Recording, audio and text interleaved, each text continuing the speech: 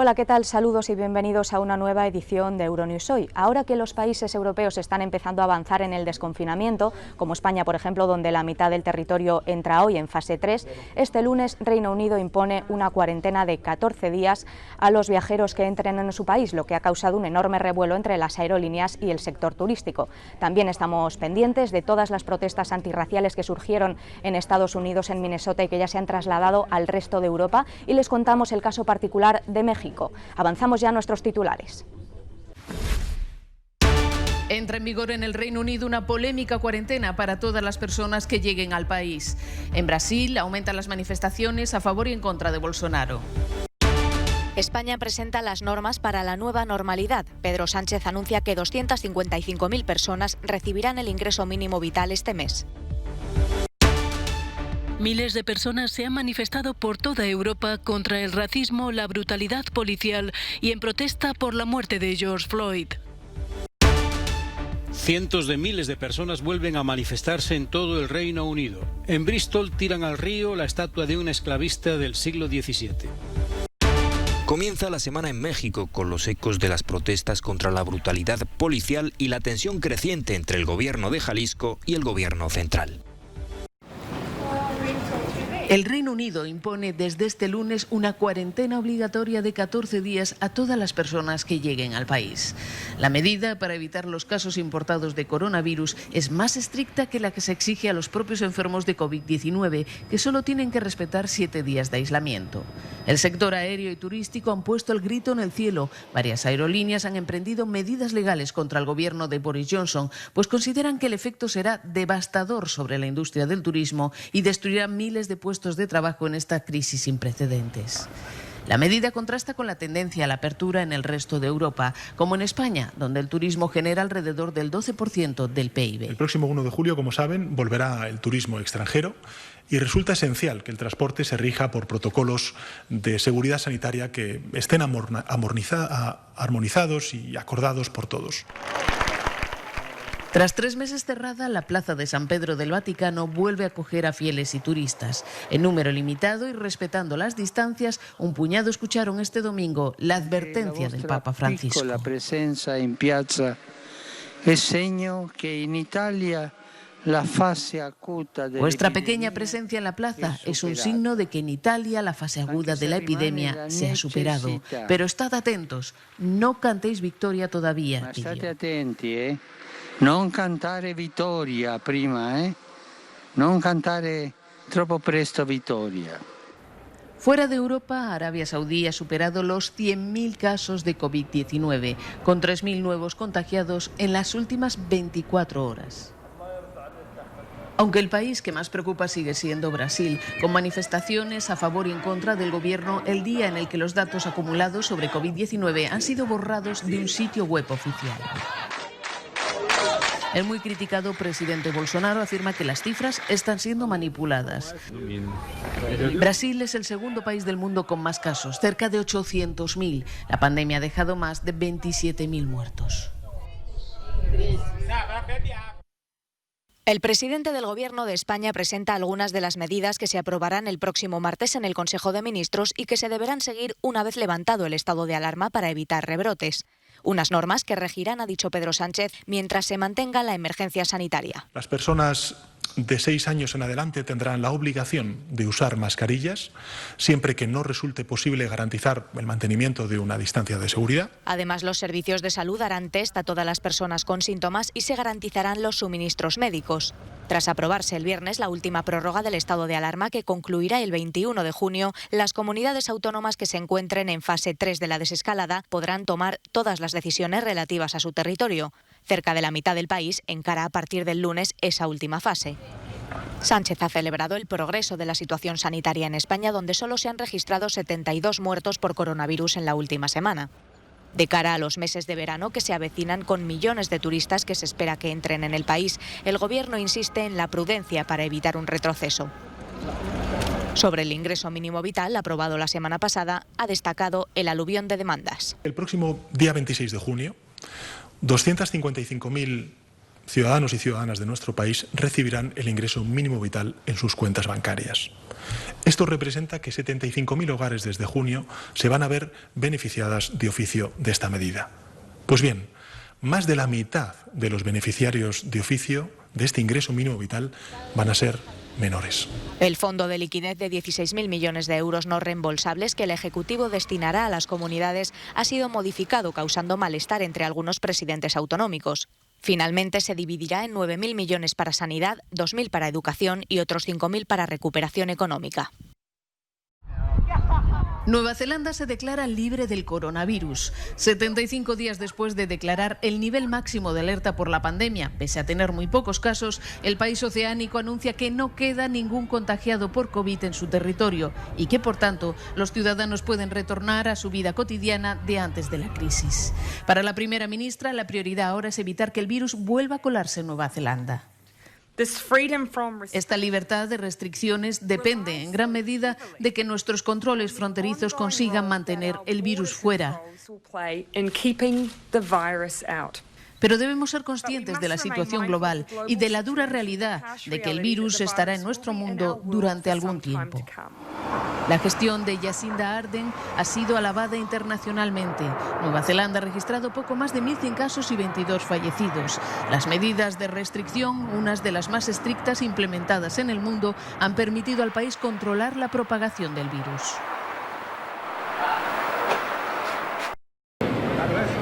Los venezolanos salen de la cuarentena.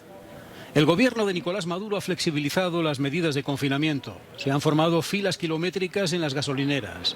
Comercio, mercados callejeros, bancos, peluquerías, servicios, obras vuelven a la actividad. Las calles de Caracas empiezan a recuperar el pulso tras 2 meses y medio de parón económico por la amenaza de la pandemia en plena crisis socioeconómica del país. El coronavirus llegó a Venezuela cuando el país sufre una imparable inflación, una recesión que se encamina a su 7º año consecutivo y el colapso de servicios básicos como agua y electricidad. Bueno, veo que hay desenvolvimiento más o menos normal, hay tiendas abiertas, aparentemente no pasa nada, pero de todas formas uno tiene que estar alerta. Asegurarse, cubrirse. Centenares de vehículos hacen cola en las gasolineras. El metro solo pueden utilizarlo funcionarios y personal de servicios esenciales. Con una extrema escasez de combustible, el gobierno venezolano ha recurrido a la ayuda de Irán, que ha enviado combustible ya refinado. En estas circunstancias, el dirigente opositor Juan Guaidó ha reaparecido este sábado en la calle en una de las colas, tras las informaciones que lo situaban refugiado en la Embajada de Francia. La frustración que sentimos en estas colas, los sentimientos encontrados que tenemos por lamentablemente tener que buscar combustible cuando no deberíamos estar cerca, también los entiendo, pero no puede transformarse en costumbre, por el contrario, a rebelarnos como lo están haciendo en cada punto de protesta, de exigencia. Te celebro a ti que no te acostumbras.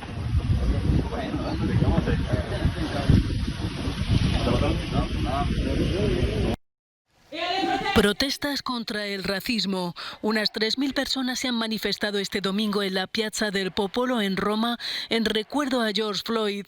Arrodillados y con el puño en alto durante casi 9 minutos, evocaron la agonía de Floyd, asfixiado por un policía en Minneapolis, una escena grabada en vídeo y que ha despertado la indignación en todo el mundo. En España, miles de personas salieron a la calle en Barcelona al grito de «Basta ya de violencia policial» y con pancartas bajo lemas como «El racismo mata» o «Sin justicia no hay paz». La concentración autorizada de 200 participantes frente a la Embajada de Estados Unidos en Madrid reunió finalmente a unas 3.000 personas. En Copenhague, Dinamarca, las redes sociales del movimiento Black Lives Matter convocó a unas 12.000 personas a una manifestación ante la Embajada de Estados Unidos que prosiguió su marcha después hasta el Parlamento danés.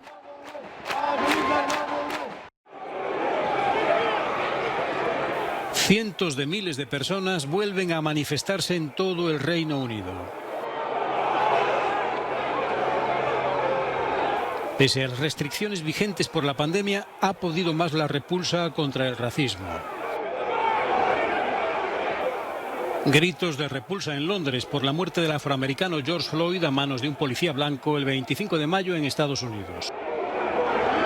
Las manifestaciones también tuvieron lugar ante la Embajada de los Estados Unidos al lado del río Támesis. Este manifestante fue esposado y detenido durante las protestas en el exterior de Downing Street, en Londres, mientras continuaban las manifestaciones en la capital británica para apoyar el movimiento Black Lives Matter.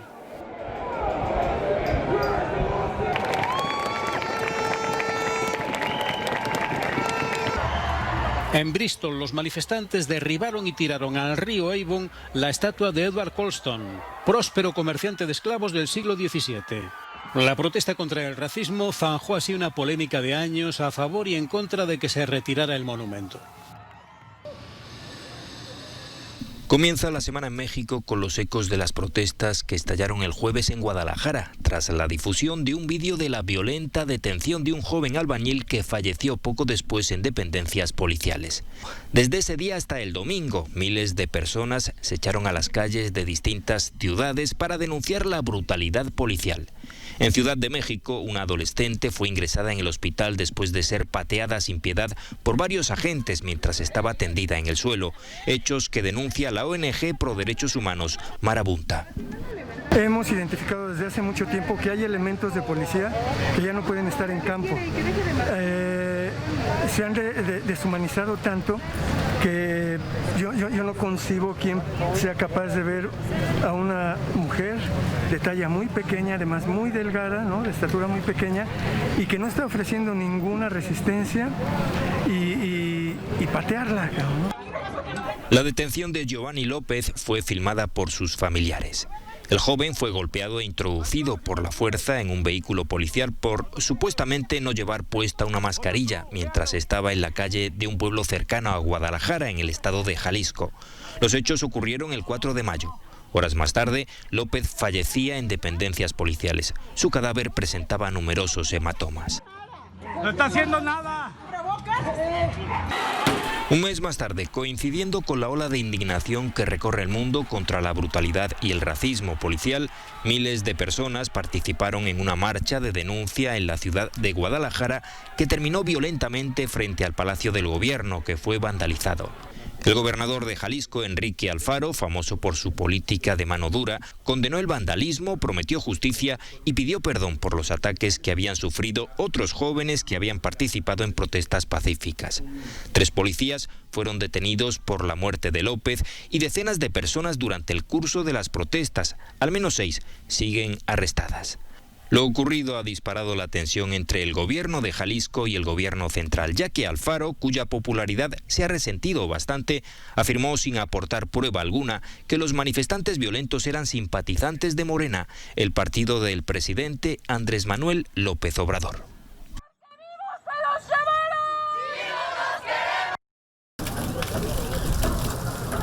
Conmoción en Colombia tras hacerse público un informe sobre la sangrienta represión del motín que se produjo en la prisión La Modelo de Bogotá el pasado 21 de marzo, según ha publicado la revista Semana, basándose en fotografías y vídeos de cámaras internas.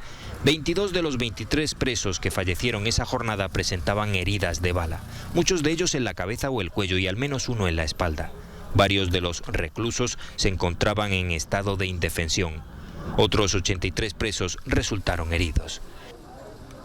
El director general del Instituto Penitenciario y Carcelario ha querido contextualizar lo ocurrido en el marco de un plan de fuga masiva impulsado por las guerrillas. Cabe resaltar que de manera simultánea ese día, en 3 establecimientos del orden nacional se presentaron acciones sistemáticas y coordinadas de desobediencia y amotinamientos por parte del personal privado de la libertad, las cuales conllevaron a la reacción oportuna de nuestro personal del Cuerpo de Custodia y Vigilancia. Los presos amotinados exigían mejores condiciones sanitarias y de protección contra el coronavirus, al tiempo que protestaban contra la suspensión de las visitas de familiares. Sin embargo, según Semana, existió ese plan de fuga masiva. La Fiscalía ha acusado al ELN y a las FARC de instigar los motines. Aunque el gobierno conocía estos planes antes de que se llevaran a cabo, no adoptó medidas preventivas. Manifestaciones en Brasil con la pandemia en escalada. En Brasilia, miles de personas contrarias al presidente Jair Bolsonaro se concentraron frente a la Biblioteca Nacional. Desde allí se desplazaron hasta la explanada de los ministerios, sede administrativa del gobierno. Unas 3.000 personas acudieron a la llamada de movimientos antifascistas y en defensa de la democracia. Se manifestaron contra el racismo en una cruzada internacional desatada por la muerte en Estados Unidos de George Floyd a manos de la policía. Bolsonaro atacó a la OMS siguiendo los pasos de Trump. O la OMS realmente deja de ser una organización política y partidista, tengo que decir partidista, o estudiaremos dejarla.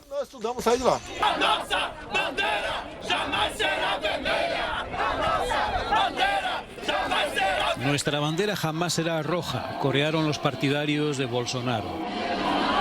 Exhibieron pancartas con proclamas religiosas y a favor de la familia. Mascarillas, guantes y acción. Vuelven los rodajes en España, aunque con grandes precauciones sanitarias. El reparto de Bumpus Horror Tales celebra volver a ponerse en marcha después de que la pandemia haya detenido todas las producciones. Yo tenía muchas ganas de volver a sentir que todavía no habíamos perdido lo nuestro, ¿no? Que se podía volver a trabajar, a rodar, que íbamos a poder estar con gente. Y bueno, es cierto que, como veis, pues la silla está plastificada. Es extraño porque sabéis que bueno, en el mundo del cine, el mundo de la tesa, somos muy amigables, ¿no? Entonces hay abrazos, hay besos, y sobre todo y aquí no había nada, era como, no, espera, no, tal, y además todos con mascarillas, con guantes. Los actores han tenido que limitar sus contactos. La COVID-19 ha detenido durante semanas la producción de muchas películas en todo el mundo, lo que, sumado al cierre de las salas de cine, ha asestado un duro golpe a la industria. Se calcula que 200.000 trabajadores del sector perdieron su empleo por la pandemia. En España, la temporada del atún rojo de la almadraba de Barbate en Cádiz está a medio gas. Aun respetando todas las precauciones, este año las exportaciones a Japón, gran consumidor de atún, han caído a la mitad por la crisis sanitaria y el estado de alarma ha tumbado las ventas casi un 50% durante la pandemia. Ya nos trajeron mascarillas, nos dijeron cuáles eran las pautas a seguir a la hora de trabajar en la almadraba, intentar mantener 2 metros de seguridad, el tal y tal. 295. Nos hemos visto muy afectados por el decreto de estado de alarma, que ha provocado un parón absoluto en la comercialización a los bares, restaurantes, que son los principales clientes nuestros. Este año se ha decretado una cuota de más de 6.100 toneladas para España. Las 4 almadrabas gaditanas se han repartido casi 1.480. La ultracongelación que realizan permite que el producto pueda esperar sin perder calidad la reactivación del mercado nacional y de las rutas comerciales en Europa y Asia. La temporada del atún este año ha bajado mucho, el 50% por lo menos. Al no venir gente de fuera, aunque la gente de Barbate consume mucho atún, pero la gente de fuera es lo que lleva los trozos más grandes y eso.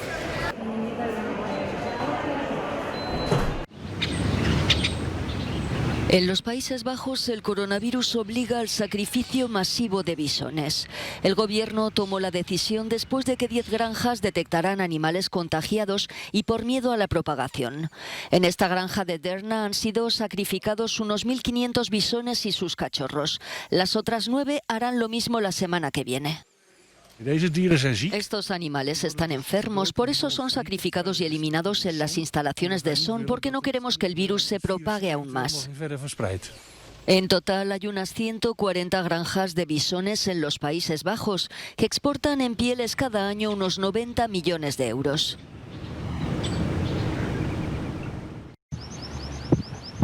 Austria reabre sus estaciones de esquí de verano. Los amantes de la nieve pueden volver a disfrutar de pistas como estas en el glaciar Molltal a 3.000 metros de altitud. A mediados de marzo, todas las estaciones austriacas cerraron, después de que una de ellas, la de Isge, se convirtiera en un peligroso foco de COVID-19 que contribuyó a extender la pandemia por toda Europa. Tras la polémica, cuidar la reapertura es una cuestión de imagen vital. El distanciamiento físico en el funicular es imposible, dice esta mujer. Es difícil en lugares tan reducidos, pero la gente utiliza mascarillas y en la pista no hay problema. Para tratar de respetar las distancias, se ha reducido el número de pasajeros en el teleférico, en las góndolas y en los telesillas.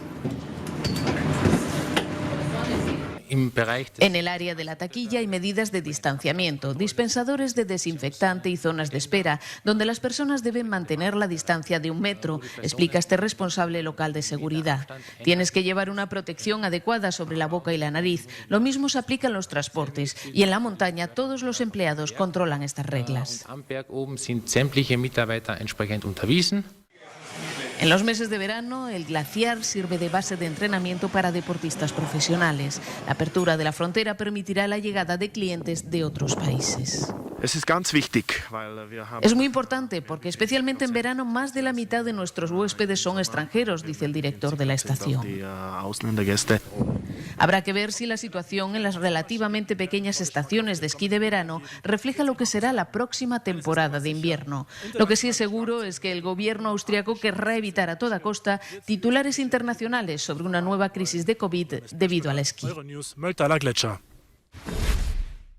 Hasta aquí nuestro informativo de hoy, ya no tenemos tiempo para más. Muchas gracias por acompañarnos un día más. Ya saben que pueden seguir actualizados con toda la información en nuestros boletines en televisión, en nuestra web y nuestras redes sociales. Y ya les dejamos con nuestro No Comment del día. Hasta la próxima.